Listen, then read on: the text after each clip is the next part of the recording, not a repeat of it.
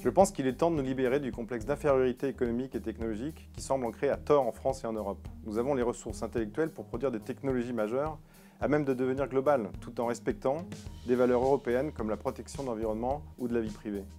Le monde multiconnecté qui se profile offre une chance historique à l'Europe de devenir leader du monde de demain.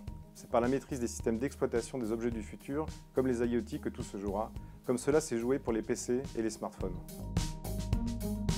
C'est un pivot technologique majeur mais peu connu et un peu passé sous silence. Des milliards d'investissements ont été réalisés pour l'amélioration des processeurs ou du matériel, mais ce sont les mêmes architectures de systèmes d'exploitation qui gèrent nos machines depuis 40 ans. Il n'y en a que deux en réalité, MS-DOS Windows et Unix, qui a ensuite donné Linux et le système Apple. Ces OS sont le pivot de la puissance des plus grandes sociétés digitales mondiales.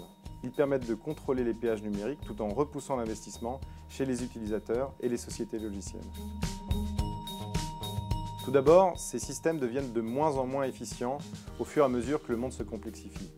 Il apparaît de très graves problèmes de sécurité, leur impact environnemental est trop important et ils nécessitent de gros besoins de mémoire fabriqués avec des terres rares. Ils fonctionnent aussi selon un seul principe, ils sont mono-objets et mono-utilisateurs. Comme ils représentent 95% des PC, 99% des smartphones ou 95% des serveurs industriels, nous ne pouvons plus les comparer car il n'existe plus d'alternative.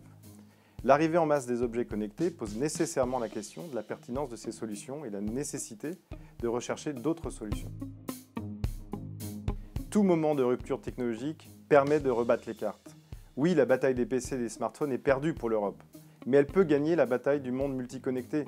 Il faut y mettre les moyens et croire en nos capacités. D'ailleurs, il existe en France un système d'exploitation nouvelle génération ultra performant qui peut à la fois améliorer le présent et devenir la référence du monde de demain. C'est donc possible.